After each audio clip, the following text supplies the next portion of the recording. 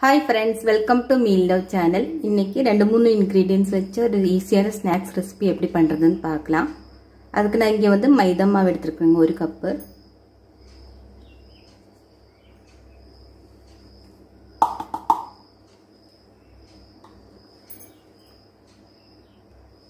இப்போ இதுல 1/4 டீஸ்பூன் அளவு உப்பு ஆட் பண்ணிக்கலாம்.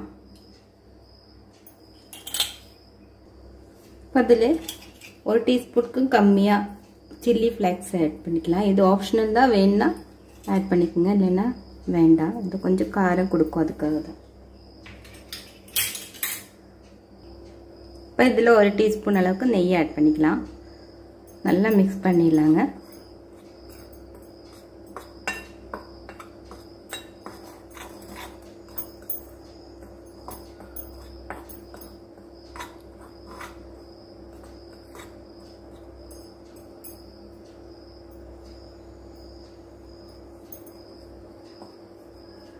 இப்போ நம்ம வந்து சப்பாத்தி பதத்துக்கு நல்லா பிசைஞ்சிடலாம்.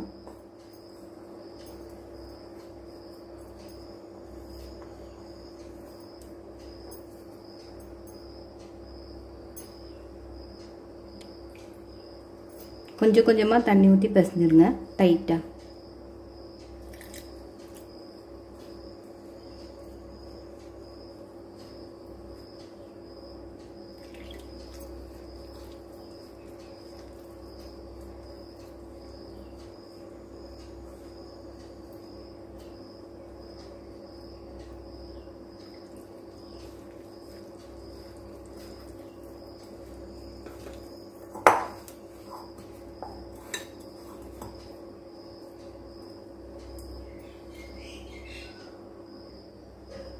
இப்போ இதில் நல்லா பிசைஞ்சாச்சுங்க. 1/2 கப்பும் 1 டேபிள் ஸ்பூன் அளவுக்கு தண்ணியை யூஸ் பண்ணியிருக்கிறேங்க. மீதி தண்ணி அப்படி இருக்குது. இப்போ இது ஒரு 10 நிமிஷம் அப்படி இருக்கட்டுங்க. கொஞ்சம் நெய் மேலால் தடவி வச்சுக்கலாம். மூடி வச்சுக்கலாங்க. அப்போ தான் நைஸாக பரப்ப முடியும் நம்மளால். இதை மூடி வச்சுக்கலாம். 10 நிமிஷம் கழிச்சு திரட்டிட்டு எப்படி பண்ணுறதுன்னு காமிக்கிறேங்க. 10 நிமிஷம் ஆயிடுச்சுங்க, பார்க்கலாம். பாருங்க, நல்லா சாஃப்ட் ஆயிடுச்சு.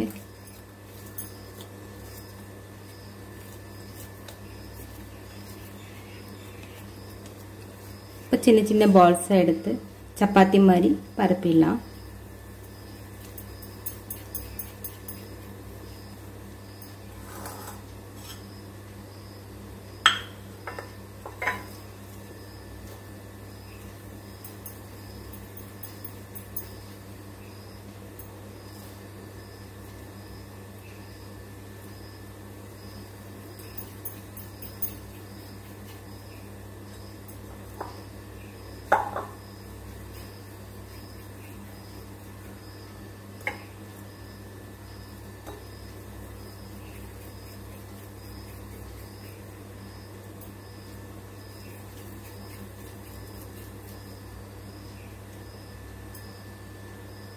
இப்போ நல்லா சப்பாத்தி மாவு மாதிரி பரப்பிடலாம். மைதா மாவில் டிப் பண்ணிடலாங்க. நைஸாக பரப்பிடுங்க.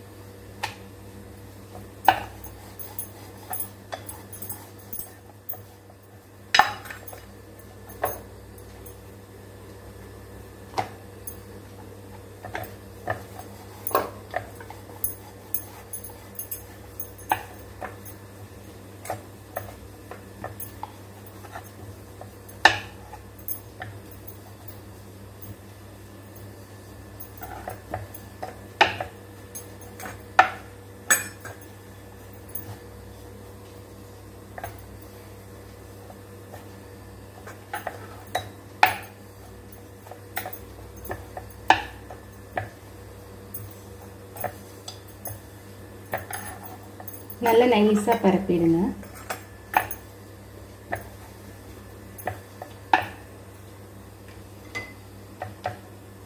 இந்த மாதிரி எல்லா இடத்துலயும் ஈவனா நைஸா பரப்பி விட்டுருங்க.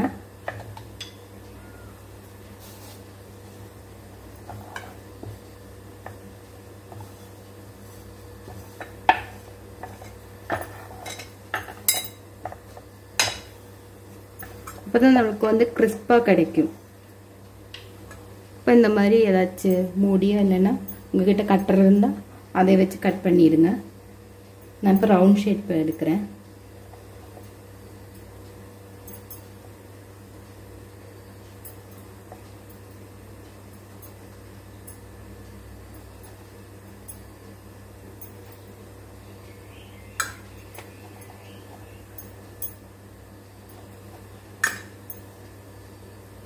இது மறுபடியும் பரப்பிடலாம்.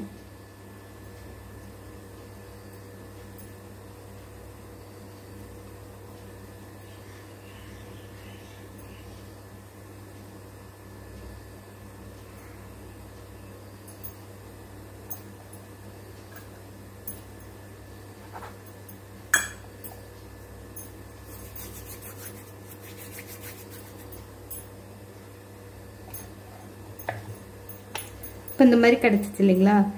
இதே வந்து என்ன பண்ணலான்னா ஒரு 5 எடுத்து 5 இல்லைன்னா 7 வச்சா என்ன ஆகுன்னா நடுவில் வந்து வேகிற கொஞ்சம் லேட் ஆகும். அதனால நான் இப்போ 5 தான் எடுக்கிறேங்க.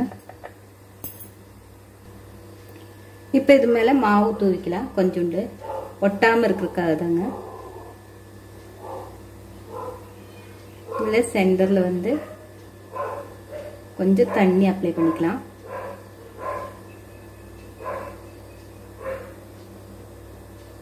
இப்போ இது மேலே இது வச்சிடலாம். மறுபடியும் மாவு தூவிக்கலாம். மறுபடியும் தண்ணி அப்ளை பண்ணிக்கலாங்க. சென்டரில் பார்த்து பண்ணுங்க.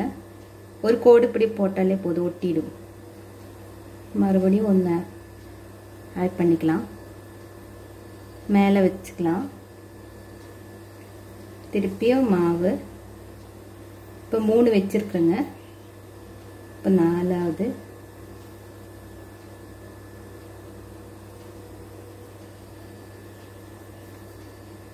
திருப்பியும் தண்ணி அப்ளை பண்ணிக்கலாம்.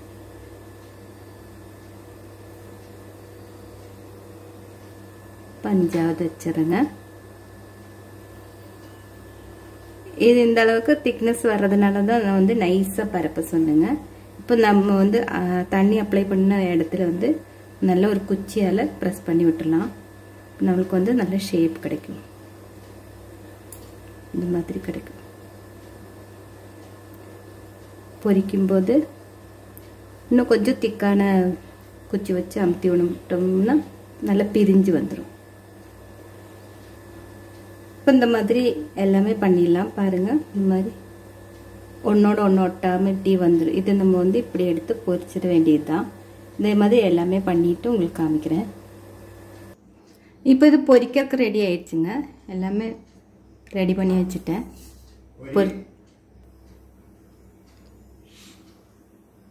இப்போ ஒரு பேன் வச்சுருக்கேங்க. ஆயில் ஊற்றிடலாம்.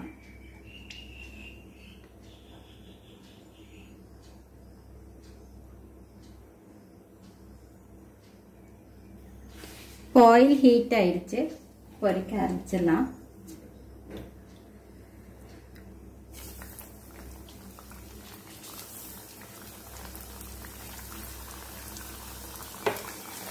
அடுப்பு மீடியம் டு ஹைல வச்சிருங்க.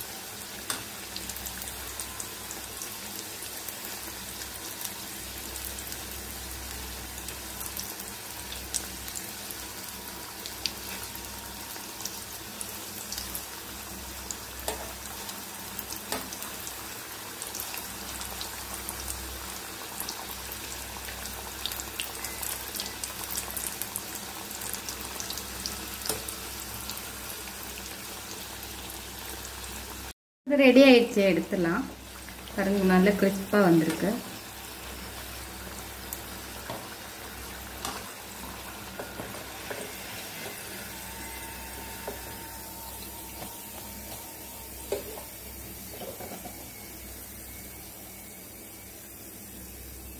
பாருங்க